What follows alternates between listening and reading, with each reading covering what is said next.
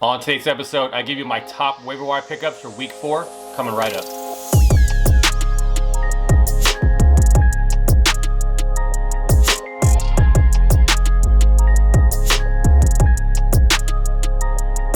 And what is up, everyone? Welcome to the Gridiron Fantasy Football Podcast for Tuesday, September 28th, 2021.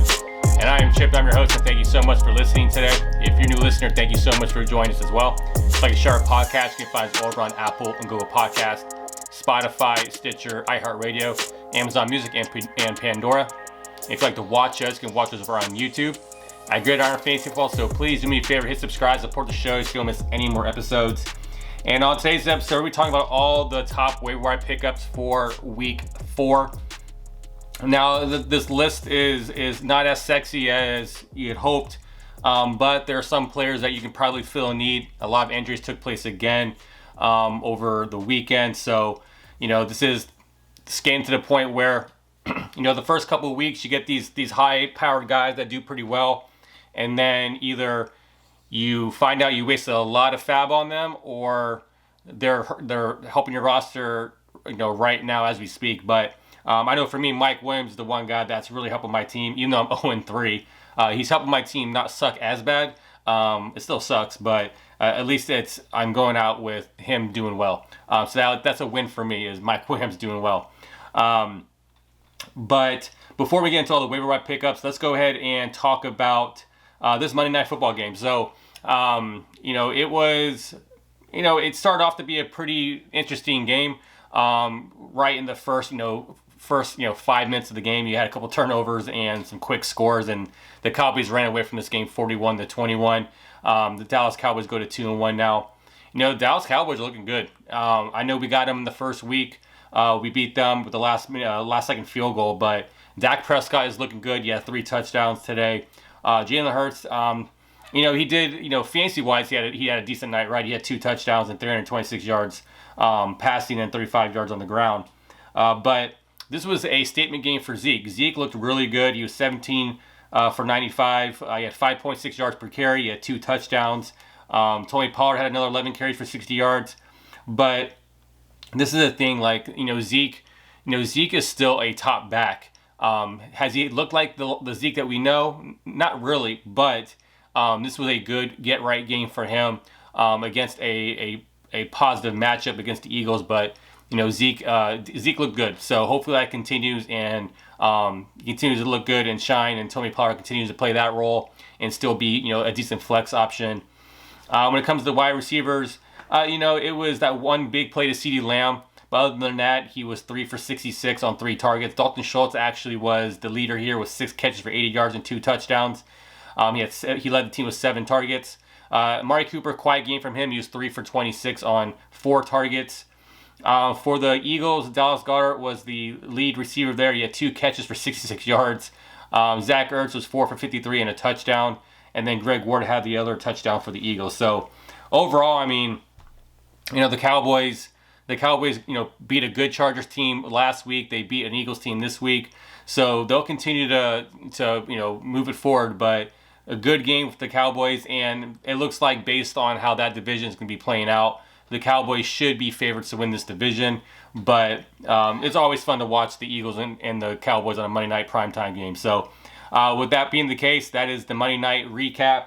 Now let's talk about the news that took place. So if you listened to the podcast yesterday, there were some injuries that took place on Sunday that there wasn't really updated news about, but now we have some updated news as of Tuesday morning.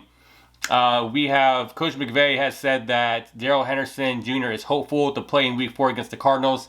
I think he could have played against the Bucs, but why not give him another week to rest? The Bucs are a tough defense from the rushing standpoint, so hopefully he'll be back on rosters and active this week. Rob Gronkowski, his X-rays came back negative, so he should be playing in Week 4 against the Patriots. There's no way in hell that he's going to miss that game against the Patriots. He's going to get shot up with Toradol and all that stuff, and if he is not going to miss that game with Tom Brady going back to New England. So Gronk is going to play. I can imagine him having a big game. And then A.J. Brown is expected to be week to week with a strained hamstring. So this tells me that he has a grade 1 strain. So that being the case, Now, hopefully he can go out there and play in week 4. But my guess is, we've got to follow the practice reports and see how he feels. And if he feels decent, then he'll play in week 4. But he'll probably be limited. And then let's talk about James White. So James White was carted off the field in the first quarter Sunday for the Patriots, and he had a hip subluxation, meaning he has a dislocation of the hip, and he's ruled out indefinitely. So big blow to people who had picked up James White. I picked up James White, and he's definitely a good flex option, but he is out for the foreseeable future. And then Ravens coach John Harbaugh said that wide receiver Rashad Bateman can return to practice this week, which is good news for the Ravens offense.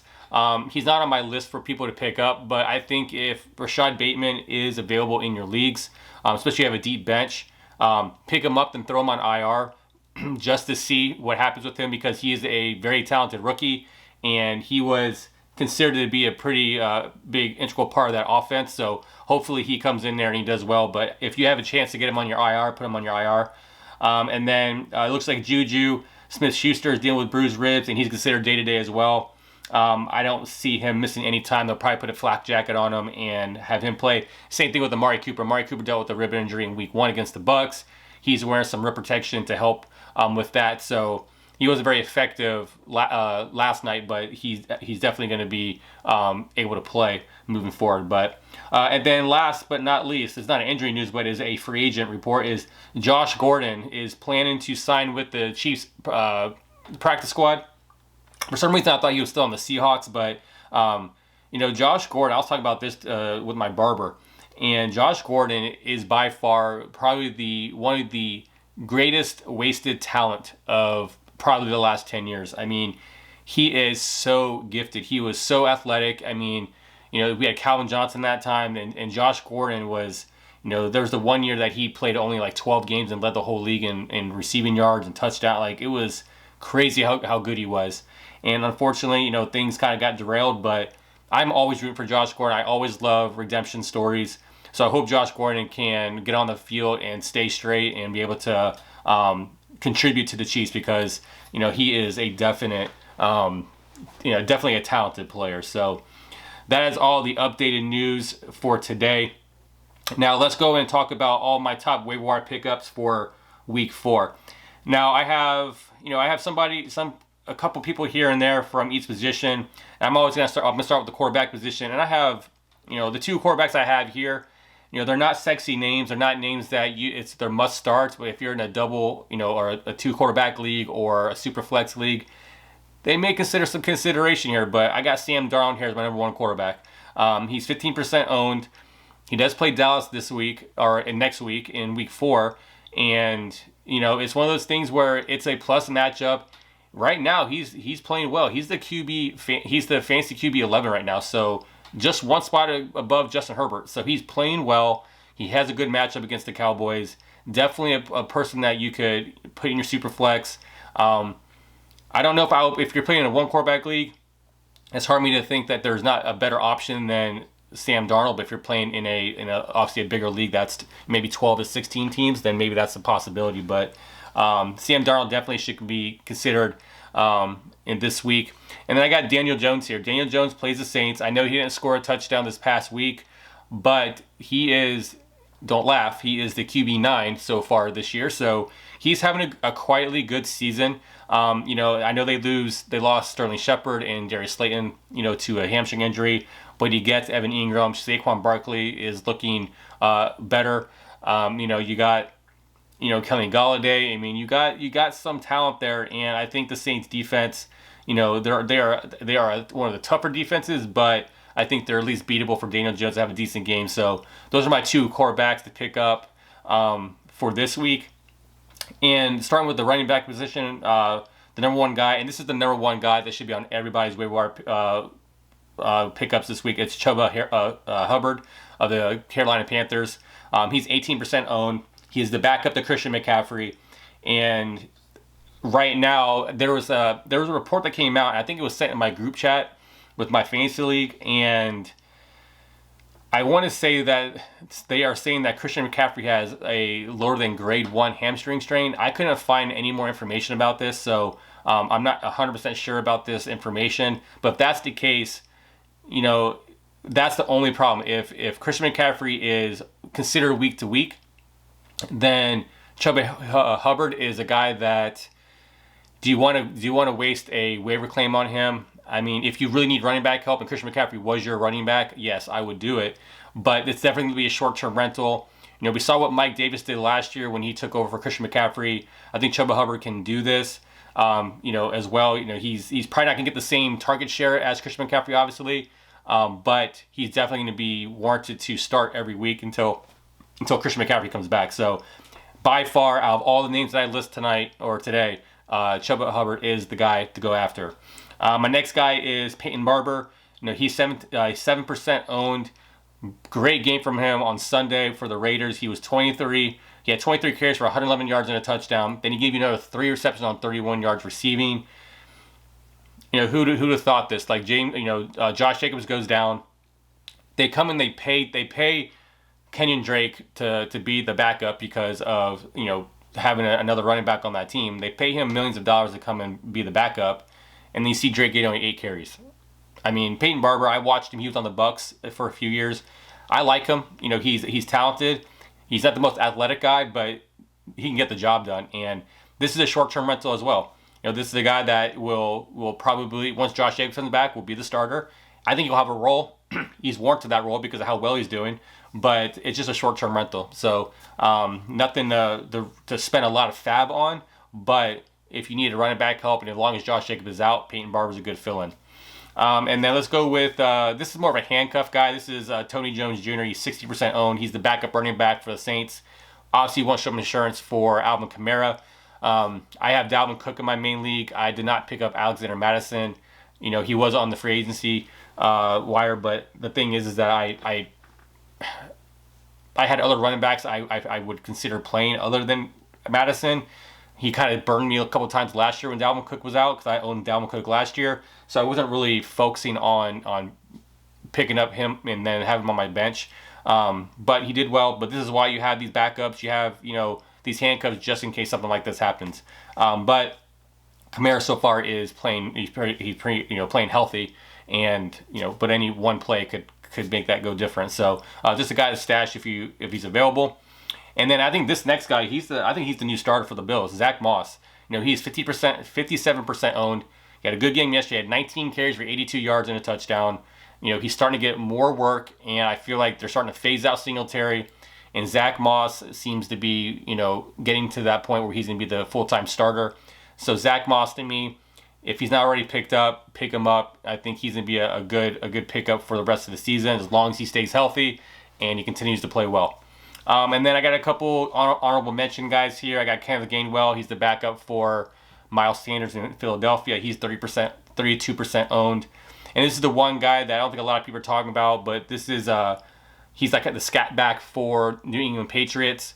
We got Damian Harris there, but J.J. Taylor is a guy that could see more potential because of James White.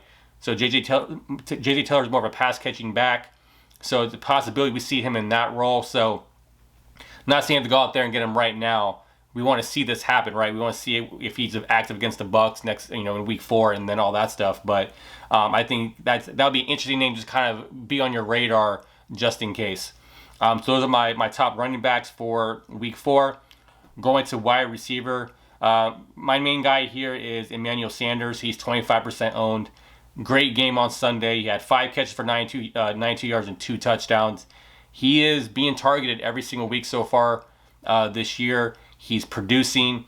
He's right now Cole Beasley and Emmanuel Sanders are having a better season than Stephon Diggs. Who would have thought that? I mean, Stephon Diggs is obviously the alpha wide receiver, but because he demands so much attention, guys like Cole Beasley and Emmanuel Sanders are going to be the ones who are going to be the beneficiaries of that. So I think this is a decent pickup. I think for at least a flex option, Emmanuel Sanders continues to be relevant in fantasy, so pick him up if he's available. And then this is the third time he's been on this list this year. This is Tim Patrick. Tim Patrick is still only 18% owned.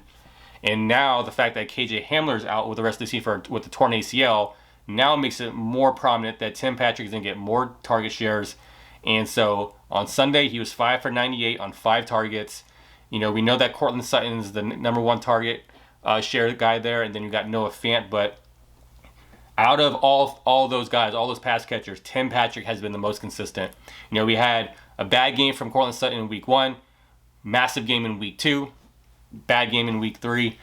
So he's just not as consistent. I understand he's the number 1 guy, so he gets more attention, but Tim Patrick's a slot guy. He's going to be, pretty consistent, and I think they continue to look for him. So a great pickup. I'm not going to pick him up in my league because I already have Courtland Sutton, Noah Fant, and Javonte Williams. I can't play 4 Broncos. I mean, I already played 3 of them last week, and it killed me. So I'm staying away from any more Broncos. My next wide receiver on the list is Jacobi Meyers. He's the number 1 wide receiver for the New England Patriots. He had a great game on Sunday. He's only 59% owned in fantasy leagues, but he had a 9 for 94 stat line with 14 targets. I mean, that's a massive target share, obviously. And in week 4, he gets the Bucs' beatable secondary. I think if Bill Belichick and McDaniels can get a good game plan for him, I think there's a possibility that he could have a decent game because the Bucs right now are decimated at the corner. The only healthy corner of the guy is Carlton Davis. They're talking about bringing in Richard Sherman. Who knows if that's actually going to happen, but Jacobi Meyers could have a quietly good game against the Bucs. Now if the Bucs are able to get after Mac Jones will make mistakes. But I think even if there's garbage time available, Jacobi Meyers will be a decent pickup. So he's probably the only Patriots pass catcher that I would want is Jacobi Meyers. That's including John O. Smith and Hunter Henry right now. It's just Mac Jones is not playing well enough to be able to distribute the ball evenly amongst those guys. So I'm staying away from anybody else but Jacobi Meyers. And then my next guy is Terrace Marshall Jr. He's the wide receiver for the Carolina Panthers. He is 15% owned.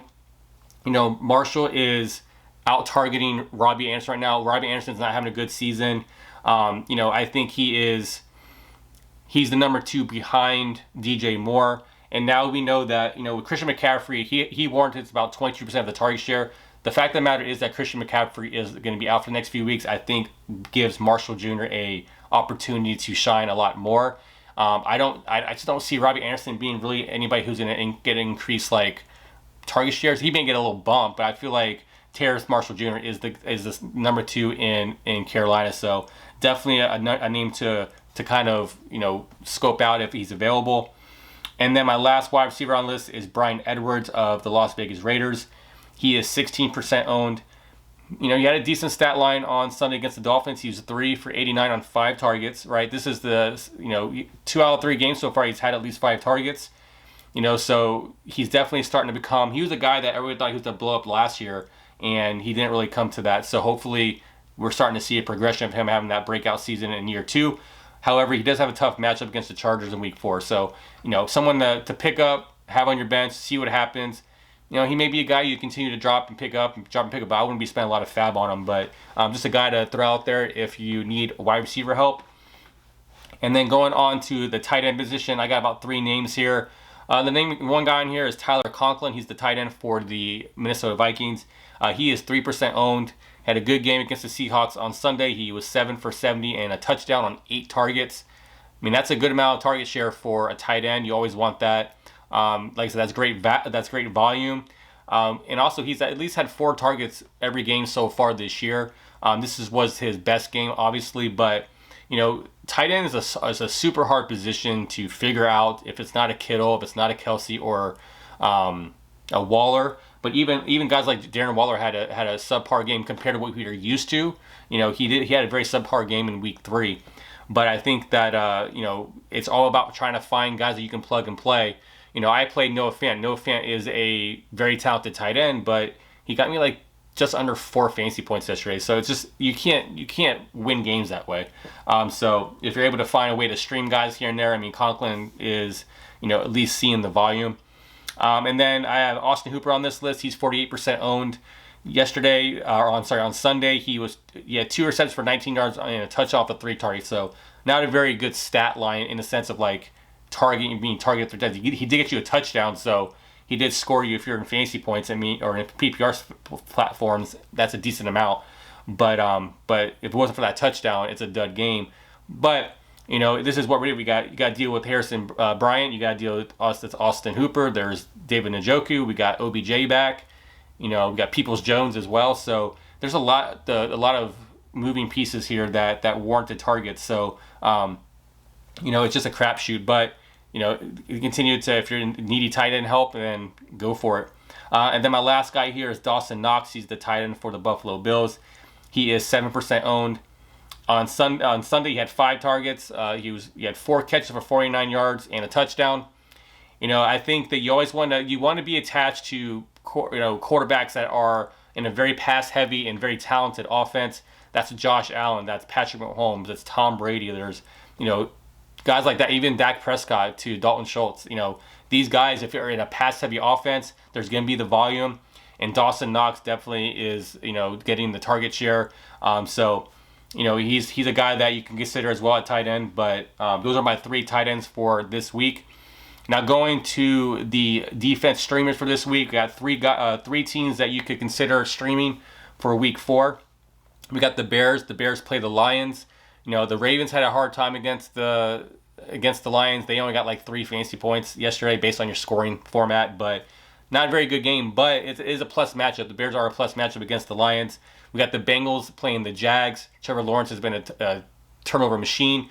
So I think that, that's a decent play as well. We saw what they did against the Steelers, so Bengals could be definitely a good play this week. And then lastly, we got the Titans versus the Jets.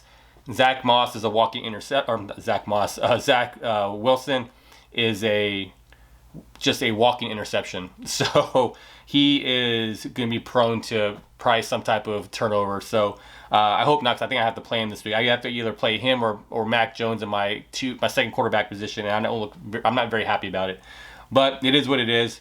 But also, a little disclaimer: if you go through your waiver wire and you pick up some guys, or you don't pick up any guys, always make sure you look at who was dropped, because there's going to be a lot of guys who will drop better players to free agency to pick up the hot waiver wire pickups. So always pay attention to who gets dropped on Wednesday morning when those waivers go through, or whenever your waivers go through. Check that out, see who gets dropped, and then make your claims off of that. But just always make sure you always look at that as well. I do that every single week, and I am able to pick up some guys. Last year I got in my Dynasty League, I got DeAndre Swift. Someone dropped DeAndre Swift, and I paid all my fab for him, and now I have him for the rest of his career if I want him. But that's just stuff like that happens. So just to recap, my top quarterbacks for this week is Sam Darnold and Daniel Jones. My top running backs is Chuba Hubbard, Peyton Barber, Tony Jones Jr., Zach Moss, and then Kenneth Gainwell and J.J. Taylor of the Patriots. Wide receivers, I got Emmanuel Sanders, Tim Patrick, Jacoby Meyers, Terrace Marshall Jr., and Brian Edwards. At tight end, I got Tyler Conklin, Austin Hooper, and then Dawson Knox. And then my defensive streamers are the Bears, Bengals, and Titans. So that is it for today. Thank you so much for watching and listening to today's episode. Please like the video on YouTube, and please just comment, and share this podcast with your fellow league mates and your family, whoever you want to share this with. It really helps us out. I really appreciate that.